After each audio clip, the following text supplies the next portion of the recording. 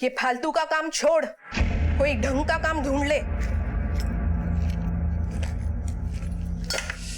एक गोष्ट जागेवर सापडत नाही या घरात। 500 रुपए रखे थे, कहाँ गए? उर्मिला, वो 500 रुपए मैंने लिए हैं। आज नए काम के लिए इंटरव्यू देने जाना है चिंच पोकली। और वैसे भी तू तो सीधे फैक्ट्री जाएगी, ट्रेन का पास भी है तेरे पास, तो तुझे पैसों की क्या जरूरत है? शाम को थोड़ा ओवर टाइम कर लेना, मिल जाएंगे पैसे। आई, आज टिफिन नहीं ले जाओगी? नको, उशीर झालाय। न जाने कब तक इस चक्की में पीसना लिखा है नसीब में। तंग आ चुकी हूं इस भागदौड़ से। भगवान ही जाने तेरे बाबा को नौकरी कब मिलेगी। अच्छा आई, मेरे मोबाइल का बैलेंस खत्म हो गया है, जाते वक्त रिचार्ज कराते जाना। तुम बोलोगी तो वो उधारी में कर देगा। ओके?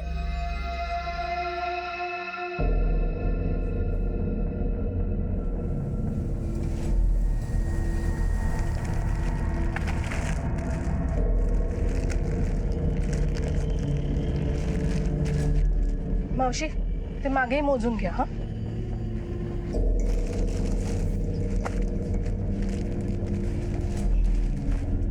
उर्मिला, जरा उधर आओ।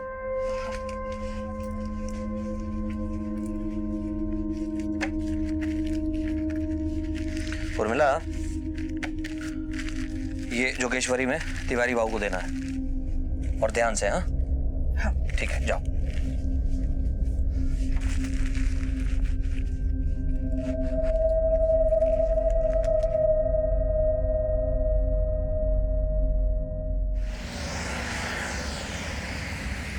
हाँ सुनील, हाँ गाने एकदम मस्त है।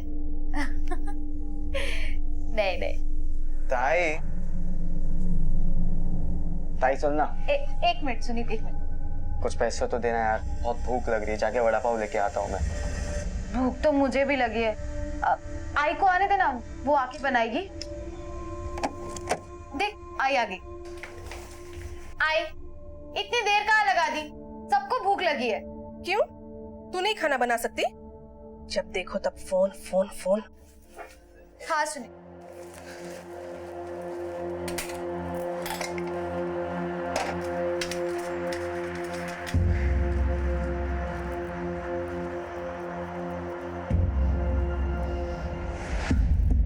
काय आणलं आज?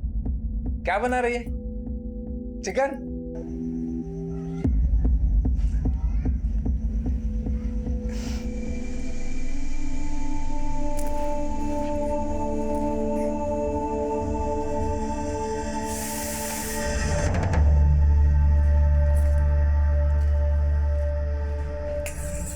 आई, कल सुनील के आई बाबा आ रहे हैं, शादी की तारीख पक्की करने।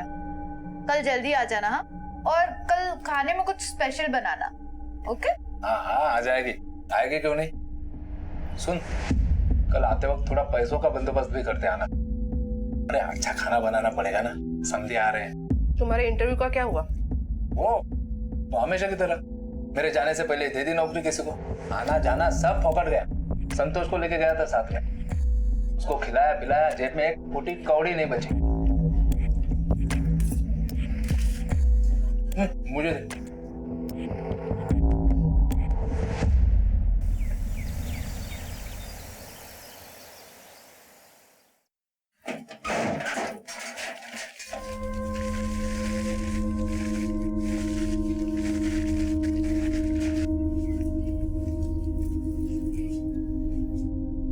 देवा, आई, याद है ना शाम को जल्दी आना है। सुनील के आई बाबा आ रहे हैं, रिश्ते की बात करनी है। जल्दी आ जाना। हाँ,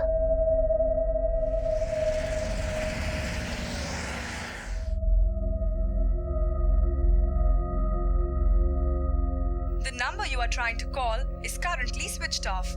Please try again later.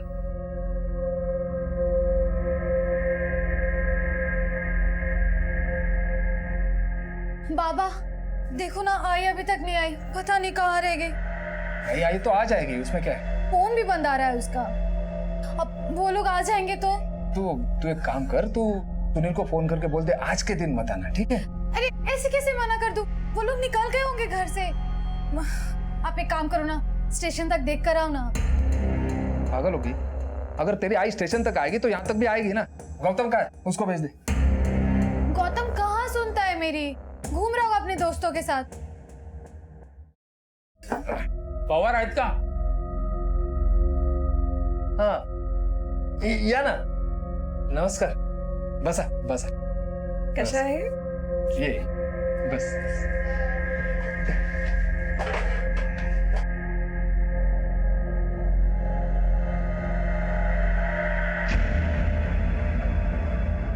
काय झालं? क्या हुआ? आप लोग कुछ चिंता में दिख रहे हैं। उर्मिला ताई कुठे आहे? आई बस आती होगी। तिची आई अजून कामावरून आली नाही बस। आ जाएंगे, उसमें क्या है? तो फिर हम लोग बातें शुरू करते हैं ना। हाँ, आई के आने तक वेट करते हैं, बस आती ही होगी, फिर बातें कर लेंगे। जैसी तुम्हारी मर्जी। मैं फोन लगाया हूँ पर लगा नहीं, फिर से लगाता हूँ। मैं आप लोगों के लिए पानी लेकर आती हूँ।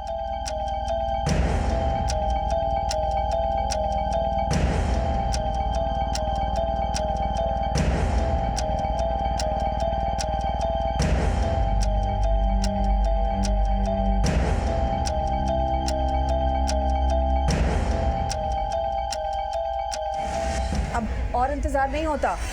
उर्मी आएगी ना तो भेज देना उसको, बाकी बातें हम बाद में देखेंगे। चलो। चल रे सुनील, नुगुया आपण। मुझे नहीं लगता जब तक आपकी पत्नी आती हम कोई फैसला कर सकेंगे, क्योंकि सब फैसला आपके पत्नी के हाथ में है ना। खामा बुला लिया। चला रे। सुनील, तो रुक, मैं देखता हूँ। बाबा।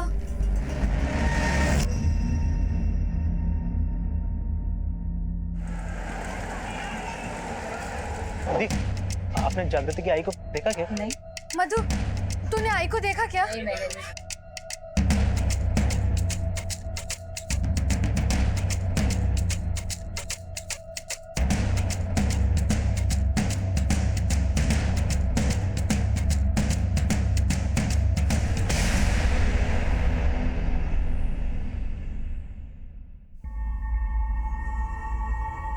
आई का यहाँ पर कुछ पता नहीं चल रहा है और तू यहाँ आराम से लेटा है। शर्म नहीं आती तुझे? हाँ, नहीं आती है शर्म। और तेरे को इतनी फिक्र है आई की तो खुद जाके ढूंढना बाहर। मैं ढूंढ ही रही हूँ, लेकिन तू भी तो मदद कर सकता है। नहीं करनी है मेरे को कोई मदद। चल जा ऐसे। इससे बात ही करना बेकार। पता नहीं आई कहाँ होगी, कैसे। आई का कुछ पता चला? नहीं, मैंने शेल कॉलोनी, ठाकुर बप्पा सब जगह देख लिया, लेकिन तुम्हारी आई के बारे में कहीं कुछ पता नहीं चला है। जागृति, तुम एक काम करो, तुम पुलिस स्टेशन जाओ, मैं बाकी जगह भी देखता हूँ। अगर कुछ भी पता चला मैं तुम्हें फोन कर दूंगा।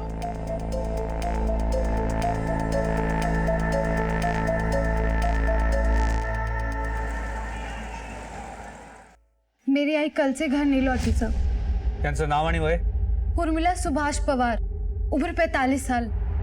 कहाँ से घर से? नहीं सर, काम के लिए निकल चुकी थी आई। आई कल रात से घर नहीं आई साहब, हमने सुबह तक इंतजार किया और अभी आपके पास कंप्लेन कराने आए हैं। कहाँ काम करती है? दीवा में श्रीकांत प्लास्टिक फैक्ट्री में काम करती है आई। कब से काम करती है वहाँ? यही कुछ 7-8 महीने से। अब उसके पहले पैसों की तंगी की वजह से मेरी माँ घर घर जाके झाड़ू बर्तन करती थी। अभी 7-8 महीने पहले उसको ये नौकरी मिली थी। घर से कब निकली थी काम के लिए? कल सुबह 9-9:15 बजे। हमने फैक्ट्री में भी फोन किया, वो वहाँ भी नहीं पहुंची। हमने सब जगह ढूंढ लिया सर, वो कहीं नहीं मिल रही। देखो, तुम्हारी आई कोई बच्ची तो है नहीं, एक समझदार औरत। हो सकता है कि किसी रिश्तेदार के घर गई हो या फिर फैक्ट्री में ही रुक गई हो। एक बार फिर से फोन करके देख लो। फोन किया था सर, लेकिन उसका फोन भी बंद है। तुम्हारे पिताजी नहीं है तो क्या करते हैं? बाबा काम की तलाश में है, अभी शिरडी गए हैं। घर में छोटा भाई है गौतम, उसने पढ़ाई छोड़ दी है, छोटे मोटे काम करता है। मेरी पढ़ाई पूरी हो गई है, एंगेजमेंट भी हो गई है, शादी होने वाली है मेरी। घर में कोई प्रॉब्लम्स, किसी से कोई दुश्मनी? नहीं सर, कोई दुश्मनी नहीं है। मेरी आई बहुत मेहनती है सर, बहुत अच्छी है। पैसों के लिए वो कभी कभी ओवर टाइम भी करती है। प्लीज सर, मेरी आई को ढूंढ दो प्लीज सर। ठीक है, इनकी डिटेल्स लिखवा दो, हम कार्रवाई शुरू करते हैं। अगर तुम्हें कोई इन्फॉर्मेशन मिले तो हमें भी बता देना। हो सर। इनके साथ जाइए। Thank you sir.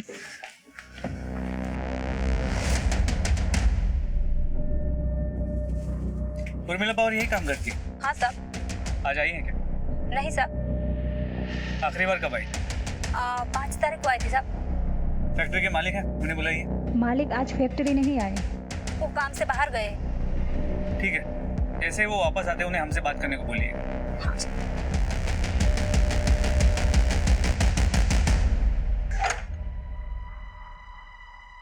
Gautam, Gautam उठ, गौतम, गौतम उठ ना, गौतम, गौतम।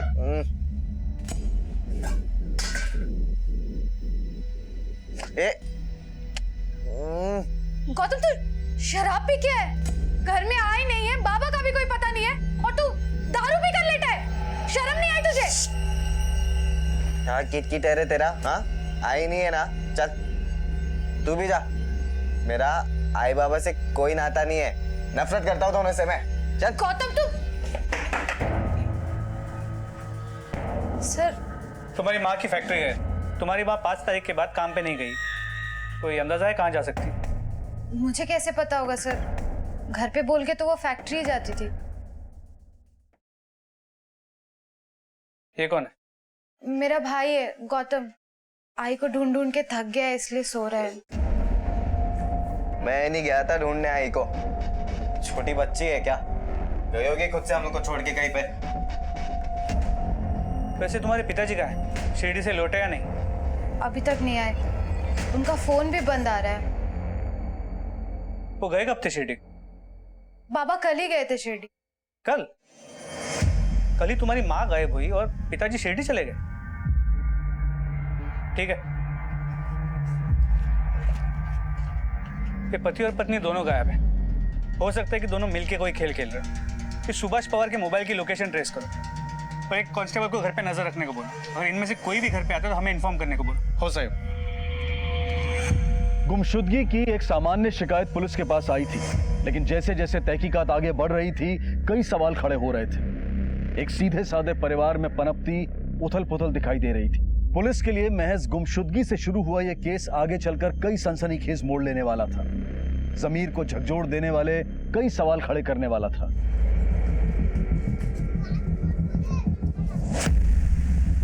बाबा, बाबा, आई का कुछ पता नहीं चल रहा। पुलिस तो अपना काम ठीक से कर ही नहीं रही। पुलिस? पुलिस के पास क्यों गई थी तू? तो और क्या करती? कौन ढूंढ के लाता मेरी आई को? अरे ढूंढने की क्या जरूरत है उसे? बच्चे है क्या, आ जाएगी अपने आप।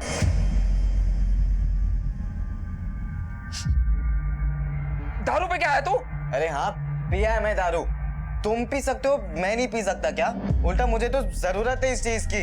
अभी तेरी जरूरत पूरी करता हूँ। अरे बाबा, दारू, बाबा छोड़ दो, दारू पी बाबा छोड़ दो। जुबान लंबी हो गई है तेरी। सुभाष पवार, चला। मुझे क्यों पकड़ रहे साहब? चलो, ले चले सर। बाबा को कहाँ लेके जा रहे हो? बाबा, ये सब क्या है? हाँ, मेरी आई को ढूंढने के बजाय आप लोग मेरे बाबा को यहाँ उठा कर ले आए। दामा साहब आ रहे हैं। मैं कुछ नहीं सुनूंगी, मैं अपने बाबा को यहाँ से लेके जा रही हूँ। चलो बाबा यहाँ से। क्या लगा रखा है? हम हमारा काम ही कर रहे हैं। चांद्री, तुम्हारी बेटी कह रही थी तुम शिरडी गए थे। बाबा अभी शिरडी गए हैं। गिनो तो ना साहब, गया था मैं शिरडी। बस से गए थे ट्रेन से? सर आप ये सब मेरे बाबा से क्यों पूछ रहे हैं? क्योंकि झूठ बोल रहा है तुम्हारा बाप। ये शिरडी विरडी कहीं नहीं गया था, सच बोल रहा हूँ ना मैं। हो सर, मैं नहीं गया था शिरडी। महीने में एक आध बार थोड़ी दारू पी लेता हूँ मैं, घर पर पता ना चले इसलिए शिरडी का नाम लेके घर से निकलता हूँ। सर मुझे आपको कुछ बताना है। आई का एसएमएस आया मुझे थोड़ी देर पहले। लिखा है वो नासिक में है और खुश है। फिर दिक्कत क्या है? सर आप समझ नहीं रहे, आई कभी मैसेज नहीं करती है और उस मैसेज के आने के बाद ही उसका फोन बंद है। उसका अचानक से गायब हो जाना और कोई जवाब ना देना, सर मुझे लगता है कुछ तो गड़बड़ है। मेरी आई ठीक तो होगी ना सर? सर प्लीज मेरी आई को ढूंढ दीजिए। सर मोहल्ले वालों से पता चला है कि उर्मिला का पति सुभाष निकम्मा है, बेटा गौतम काफी एग्रेसिव है। आवारा लड़कों के साथ उसका उठना बैठना है, पढ़ाई छोड़ दी और नौकरी की तलाश में। बेटी जागृति की शादी की बातें चल रही हैं सर। इसके अलावा फैक्ट्री का मालिक श्रीकांत भी गायब है। श्रीकांत और उर्मिला के कॉल रिकॉर्ड्स के मुताबिक 7 और 8 नवंबर को दोनों नासिक और सिन्नर में थे। फिर 8 नवंबर को उर्मिला का फोन स्विच ऑफ होने से पहले उसने आखिरी मैसेज जागृति को किया। चलो फैक्ट्री चलते हैं। सर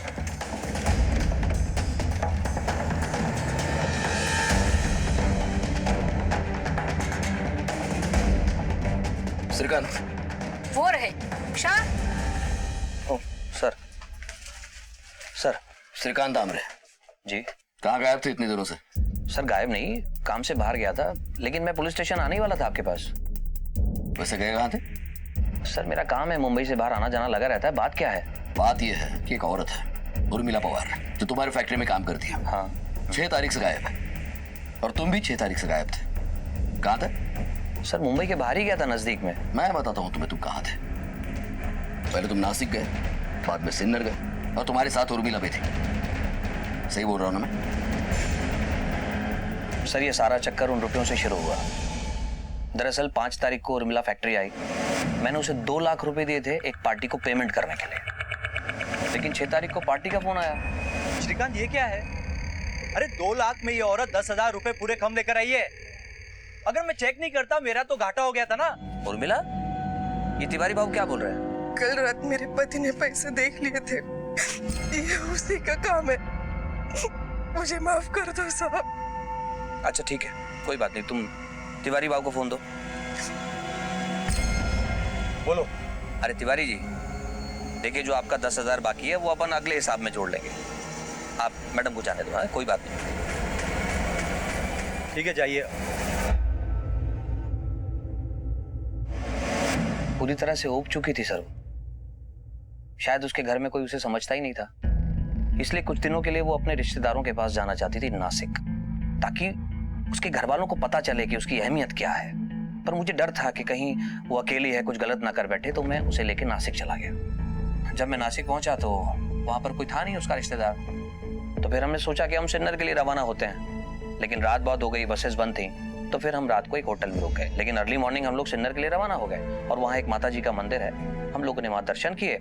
उर्मिला ने कहा कि भाई आप यहाँ रुको, मैं अपने रिश्तेदारों को देख कर आती हूँ। मैंने जाने दिया, लेकिन काफी देर तक वो नहीं आई सर। मुझे याद है तकरीबन 3-4 घंटे मैंने उसका इंतजार किया, लेकिन वो नहीं आई। तब जाकर मैं वहां से अकेला लौट के आया। और उसे ढूंढा क्यों नहीं? सर कैसे ढूंढता, उसके घर वालों का कोई पता था नहीं मेरे पास, और ऊपर से मेरा मोबाइल फोन भी बंद हो गया, बैटरी डाउन थी। और मुझे याद आया कि फैक्ट्री के काम से हमारी एक डिलीवरी देनी थी, तो मैं यहाँ अकेला वापस आ गया। ठीक है, उर्मिला के गायब होने से कैसे फायदा हो सकता है? वो तो उर्मिला शायद पति से तंग आके गायब हो गई होगी, लेकिन ये तभी पता चलेगा जब उर्मिला हमें मिलेगी। नासिक और सिन्नर पुलिस को उसको फोटो भेज देना, और उसने आखिर में जो कुछ पहना था उसकी सारी डिटेल्स। श्रीकांत ने जिन जिन जगहों के बारे में बताया है वहां पे लोकल पुलिस को फिजिकली चेक करने के लिए बोला, और उर्मिला के घर वालों से पूछना सिन्नर और नासिक में उनके कोई रिश्तेदार है भी या नहीं। सर श्रीकांत ने उर्मिला के एक अलग ही स्वभाव का चित्रण किया था। अपने घर अपने परिवार के साथ रहते हुए भी अपने अंदर कितना तनाव छुपाए हुए थी। पुलिस ने तहकीकात के सिरे खोलने शुरू किए और सच्चाई जानने के लिए मामले की तह तक जाने का फैसला किया। हेलो जागृति, अच्छा तुम्हारा कोई रिश्तेदार नासिक या सिन्नर में रहता है? हाँ सर, हमारे दूर के रिश्तेदार रहते हैं नासिक में, और मेरी एक शारदा मौसी है, मेरी आई की चचेरी बहन, वो भी सिन्नर में रहती है। ठीक है।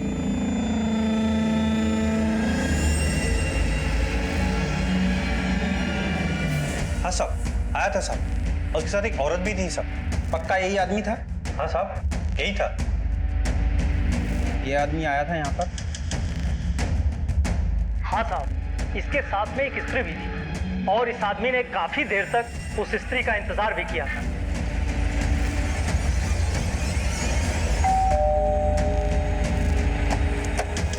जी साहब। उर्मिला आई थी क्या यहाँ?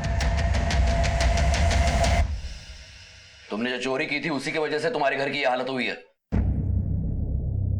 माफ करा सर, वो पैसा देखकर मैं बहक गया था। और इसी लालच में सिन्नर में उर्मिला को उठाने की सुपारी दी तुमने? नहीं साहब, मैंने कुछ नहीं किया, वो तो मेरा घर चलाती थी साहब, मैं भला क्यों उसको नुकसान पहुंचाऊंगा। हाँ, मेरे कारण उसे दुख जरूर बहुत हुए हैं, और इसीलिए वो मुझे छोड़ के चली गई साहब।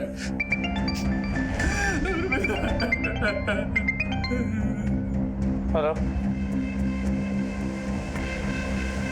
ठीक है सर, गौतम दीवा की फैक्ट्री के पास देखा गया।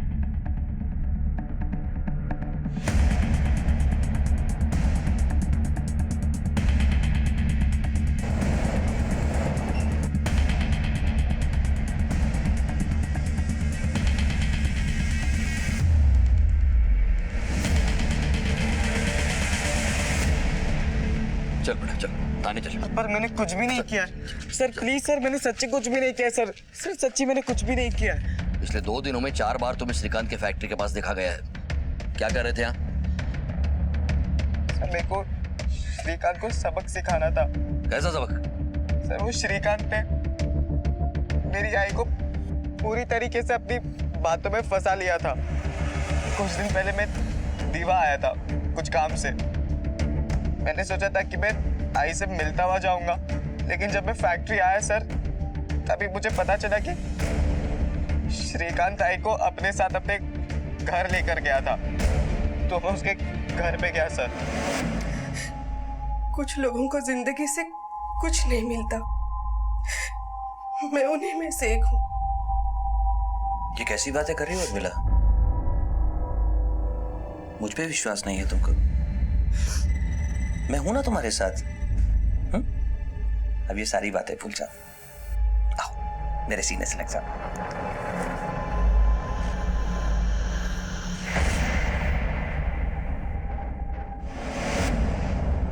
सर मैं उस श्रीकांत से अपना बदला लेकर रहूंगा, नहीं छोड़ूंगा मैं उसको। तो ये पहले क्यों नहीं बताया?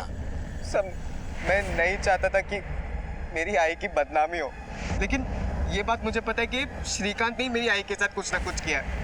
न जाने मेरी आई कहाँ पर है।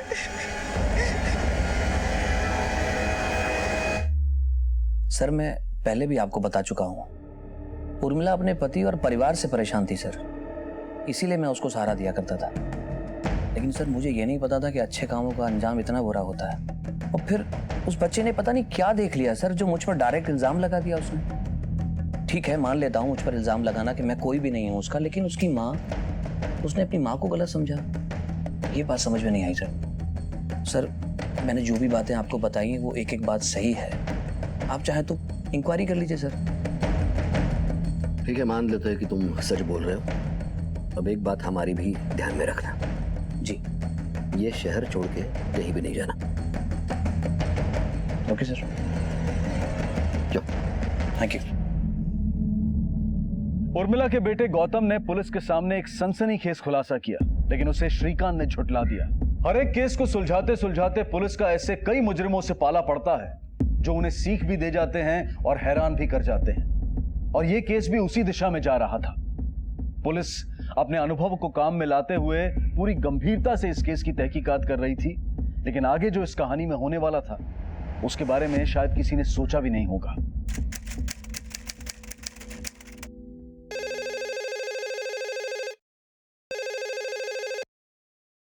हेलो साहब, कलवा खाड़ी के पास कुछ अजीब सी चीज पड़ी है, गंदी बदबू मार रही है। ठीक है अभी हम लोग आते हैं।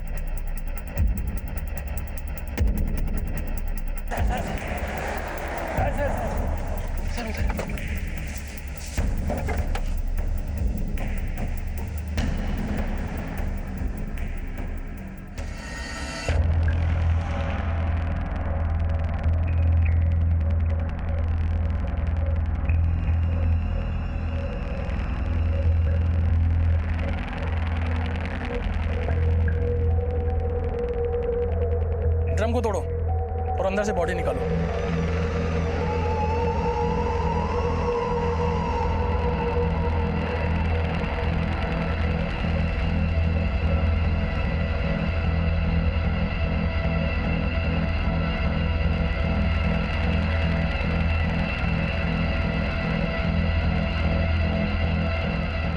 बॉडी को पोस्टमार्टम के लिए भेजो।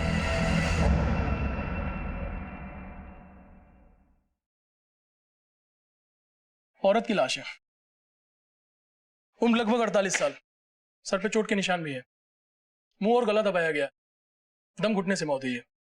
सर, बैरल में सीमेंट भरकर बॉडी इसके अंदर डाली गई है।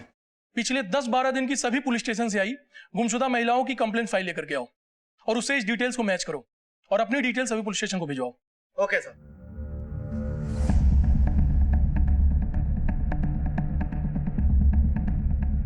सर, ऐरोली पुलिस को खाड़ी के पास एक लाश मिली जिसकी डिस्क्रिप्शन उर्मिला से मैच करती है। ऐरोली में? उर्मिला तो चेंबूर में रहती है और काम करती है दीवा में। ऐरोली इन दोनों के बीच में पड़ता है। अगर ये उर्मिला की ही लाश है तो खूनी भी आसपास ही होगा। तुम एक काम करो, तुम श्रीकांत और उर्मिला की फैमिली को पुलिस स्टेशन बुला लो बॉडी पहचानने के लिए। सर,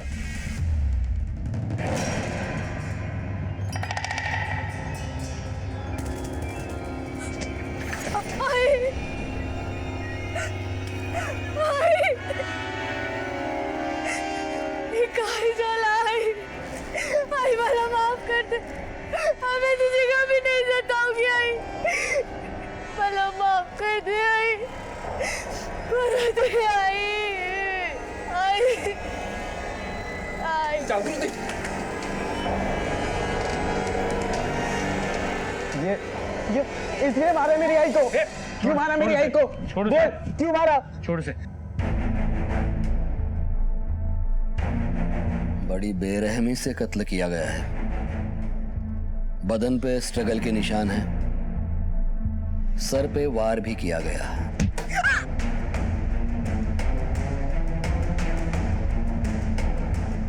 उसके बाद उसका गला और मुंह दबाया गया है। दम घुटने से मौत।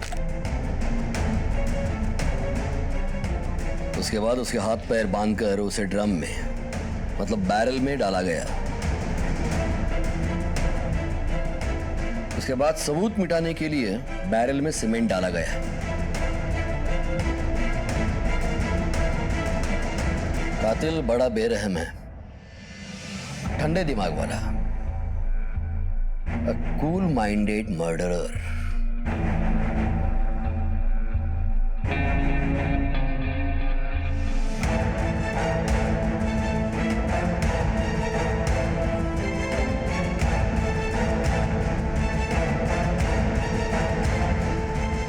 पुलिस के सामने कत्ल का मामला साफ होते ही इस केस को ऐरोली से चेंबूर पुलिस स्टेशन में ऑफिशियली शिफ्ट कर दिया गया।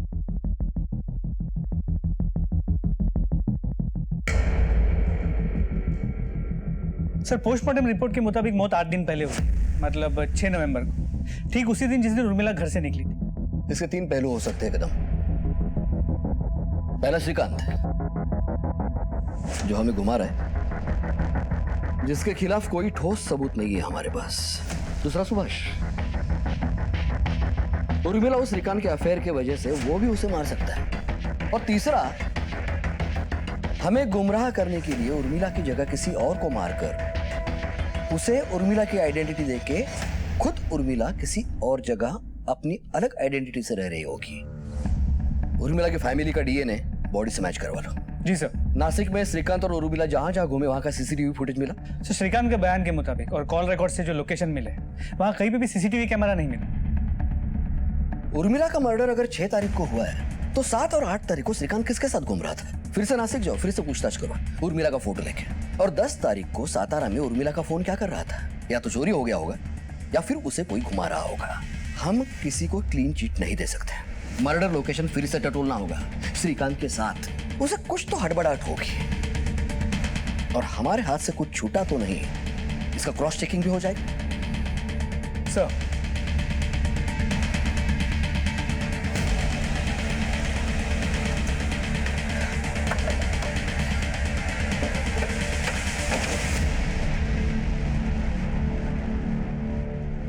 मान लिया भाई श्रीकांत, तुमको बहुत घुमाया हम लोगों को। उर्मिला को 6 तारीख को ही मार दिया था और हमें महाराष्ट्र दर्शन करवाए। उर्मिला को मारकर उसे ड्रम में भर दिया, ड्रम में सीमेंट भर दिया और उसे यहां लाके डाल दिया। अब ये भी बता, ये सब कैसे किया तूने? क्या सर, आप ही मुझे घुमा रहे हो? ये सब आप लोगों की कहानी है सर। अच्छा, नीचे से।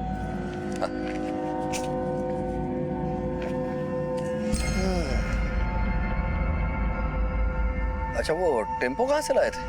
टेम्पो था या मिनी ट्रक था या वैन? भाड़े पे लाए थे ना? सर मुझे समझ में नहीं आ रहा आप क्या कह रहे हैं। एक तो लाश, वो भी ड्रम में भरी हुई, उसमें सीमेंट भरा हुआ। मतलब ये एक आदमी का काम नहीं हो सकता। और कौन था साथ में? सर मैं आपको पहले ही कह चुका हूँ, ये सारी मनगढ़ंत बातें हैं आपकी। मुझे समझ में नहीं आ रहा आप कहना क्या चाहते हैं। 12 तारीख को कहाँ थे तुम? 12 तारीख को दीवा में था मैं। कमांडर की बात ही समझेगा ये।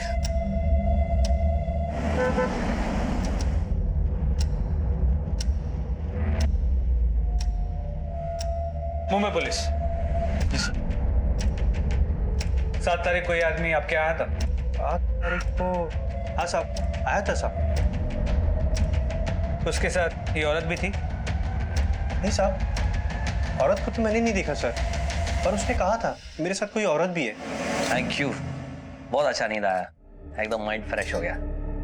अभी मेरे को मंदिर जाने का है, मेरी वाइफ तो पहले ही मंदिर पहुंच गई सुबह। तो उसके साथ जो औरत आई थी उसे तुमने देखा था? नहीं साहब। इस आदमी को देखा है? हाँ साहब, ये तो आया था यहाँ पर।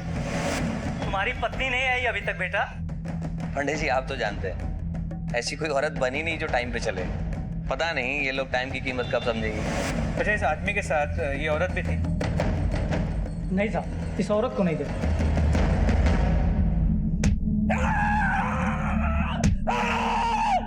बस बस बस बस बस कमांडर, बस थोड़ा आराम करा।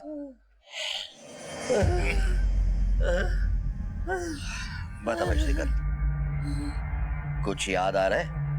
सर याद आने लायक कुछ नहीं है बात। बस कमांडर, बस बस। अच्छा, ये तो पक्का है कि तुमने कत्ल किया है। अब वो कैसे किया इसकी कबूली दे दो। मैंने कोई गलत नहीं किया सर। आप सब लोग मिलकर झूठ बोल रहे हैं, मुझे फंसाने की कोशिश कर रहे हैं। सबकी साजिश है, मेरे को मिलवाओ आप जिन्होंने मुझे फंसाया। मैं बात करता हूँ।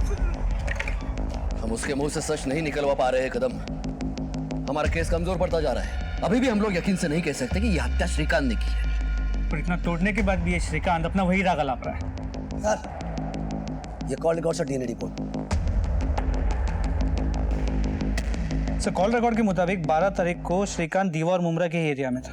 डीएनए भी मैच हो रहा है। ये उर्मिला की है। मतलब श्रीकांत ने उसका मर्डर 6 तारीख को किया। उर्मिला कहीं नहीं गई, उसका फोन ट्रैवल हुआ है। बहुत बड़ा खेल खेल रहा है श्रीकांत। उसके मुंह से सच निकलवाना ही होगा। श्रीकांत जानता था कि हम कॉल रिकॉर्ड्स का इस्तेमाल करेंगे, इसलिए उसने कॉल रिकॉर्ड्स को अपना सबसे बड़ा सबूत बनाया। ये सारे सबूत झूठे हैं, मगर है तो सबूत। बहुत सोच समझ के दांव खेला है श्रीकांत। उसके दीवा के घर की तलाशी लेनी पड़ेगी।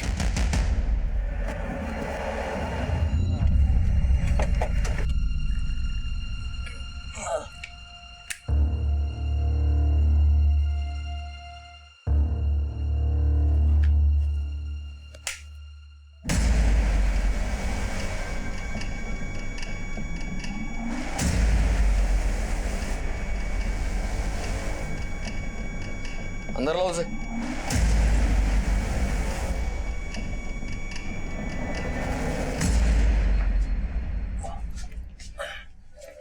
ये सीमेंट क्या कर रहा है यहाँ पे?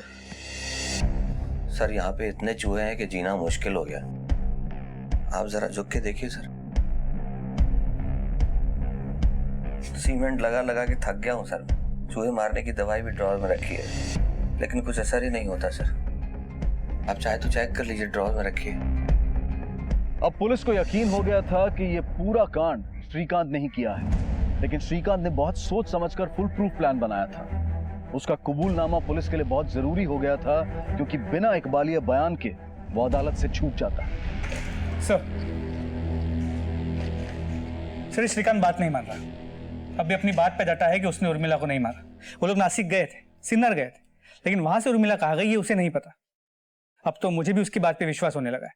हो सकता है शायद सच में श्रीकांत ने उर्मिला को नहीं मारा। रिलैक्स कदम। अपना काम सबूत, सिचुएशन और लॉजिस्टिक्स पे निर्भर है। और ये मत भूलो कि उर्मिला का मर्डर 6 तारीख को हुआ था और श्रीकांत के खिलाफ के सारे सबूत 6 तारीख के बाद के हैं। लॉजिक ये कहता है कि ये पूरा कांड श्रीकांत ने किया है, लेकिन पक्के सबूत नहीं है। सिचुएशन अपने हिसाब से बनाकर रखी है श्रीकांत ने। बड़ा ही शातिर दिमाग है। कोई फिल्मी प्लॉट सोच करके रखा है।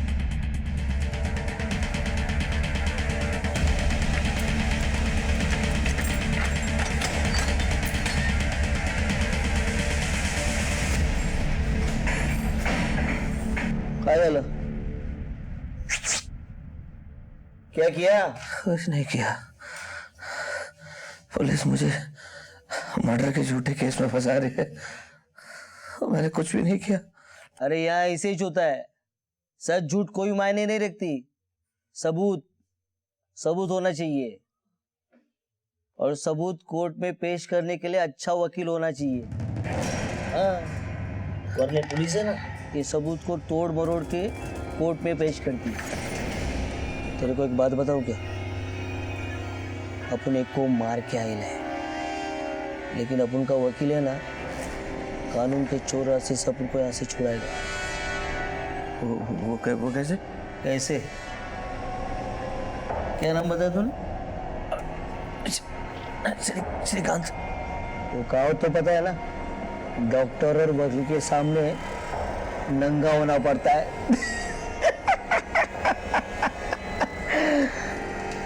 मच्छी मार्केट क्या चल रहा है? चल चल बेबे, चल कमांडर को बुलाना।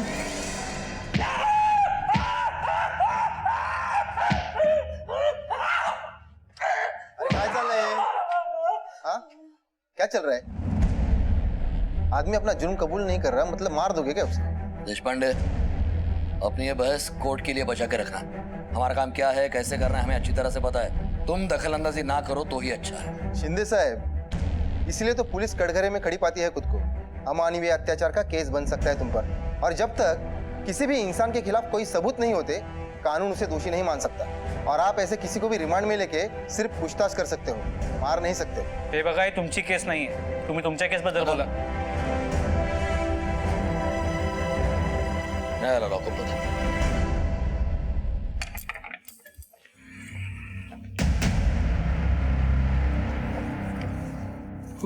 ये लीजिए इंस्पेक्टर साहब। पाटील, हो साहेब। काढा बाहेर त्याला।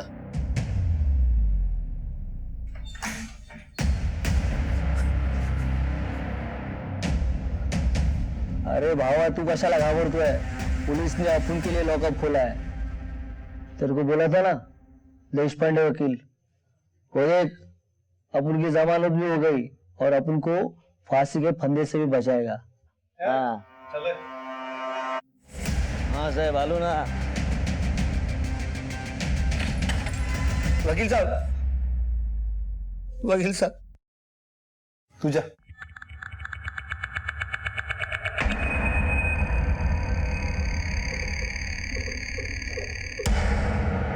ठीक है, सारी सच्चाई मुझे बता दो, ताकि जिस तरह उस मुजरिम को बाहर निकाला है, उसी तरह तुम्हें बाहर निकाल सकूं और कोर्ट से भी बाइज्जत बरी करवा सकूं। पर थोड़ा पैसा ज्यादा लगेगा। वकील साहब, बार बार वही बात। जो भी सच था वो सब आपको भी बताया, पुलिस को भी बताया।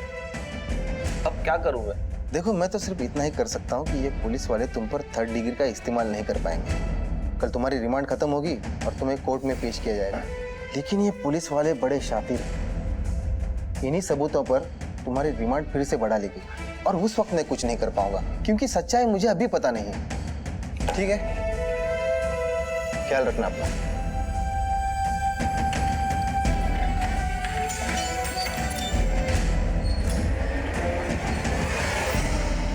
नसीब वाला है साला, उस वकील की नजर पड़ गई, वरना मार मार के अब तक पूरा सच उगलवा दिया होता।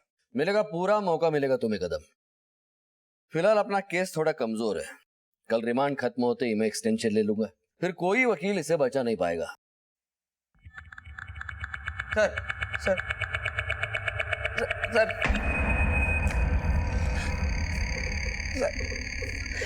सर, एक बार वकील साहब से मिलवा दीजिए प्लीज। मुर्गे की आखिरी इच्छा भी पूरी कर दो कदम, कल इसे हलाल तो होना ही है। घबराओ मत, सब सच बताओ, मैं तुम्हें बचा लूंगा। वकील साहब, 6 नवंबर को उर्मिला उस पार्टी के पास से सीधी मेरे पास आई घर पे। बाकी सब कर सकते हो, शादी क्यों नहीं कर सकते? श्रीकांत, मैं तंग आ चुकी हूँ इस दोहरी जिंदगी से। मैंने अपना सब कुछ अपने पति पर न्यौछावर कर दिया और उसके बदले मुझे क्या मिला? सिर्फ धोखा। उर्मिला, हमारा रिश्ता प्यार का रिश्ता है, लेकिन इसमें शादी कहां से आ गई? अच्छा, तो तुम मेरा इस्तेमाल कर रहे थे। अब मैं तुम्हारे पत्नी को बताऊंगी, पूरे समाज को बताऊंगी तुम कितने घटिया इंसान हो। तुमने मुझ पे हाथ उठाया श्रीकांत। अब मैं तुम्हें नहीं छोड़ूंगी। अब तो तुम गए, अब देखना मैं क्या करती हूँ।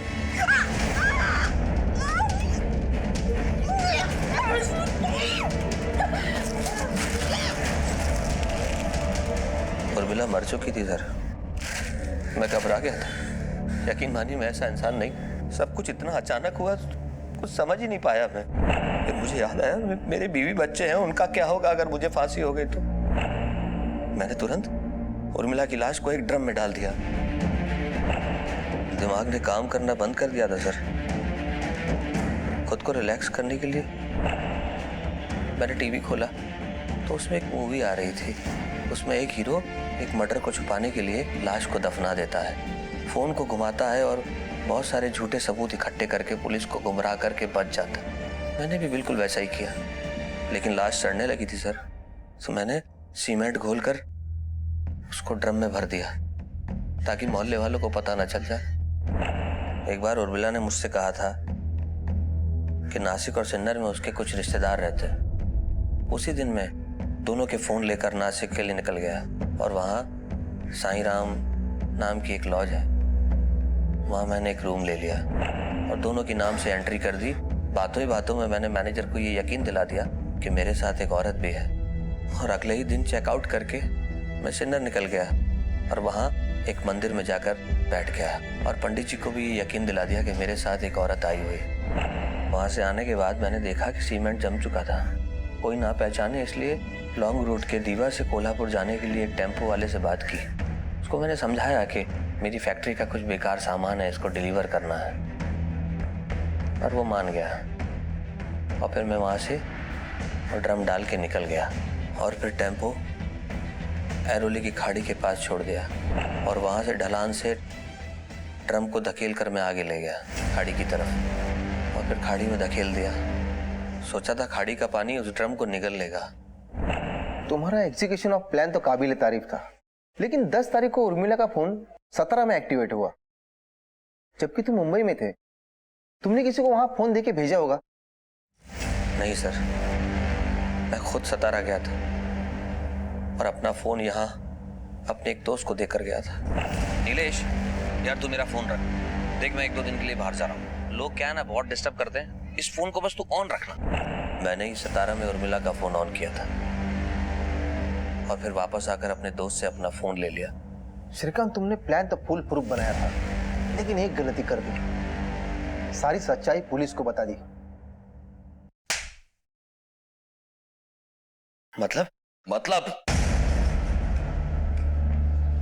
मतलब हम तुम्हें समझाते हैं सर।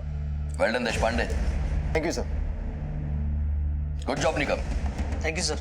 अगर तुम फिल्मी प्लॉट सोच सकते हो तो पुलिस भी सोच सकती। अगला प्लॉट जेल में सोचना है। चोर पर मोर कहावत को सच करते हुए आखिर पुलिस ने इस केस को हल कर ही लिया। अगर हम अपने जीवन को सुखी बनाना चाहते हैं तो हमें अपने स्वभाव में बदलाव लाने की जरूरत है। जरूरत है अपनों को समझने की, उनका ख्याल रखने की, उनका दुख दर्द बांटने की। इसी विचार के साथ अब मैं अनूप सोनी आपसे विदा लेता हूं। फिर मुलाकात होगी अगले एपिसोड में एक और चौंका देने वाले केस के साथ। सबक एक को सीख हम सबको।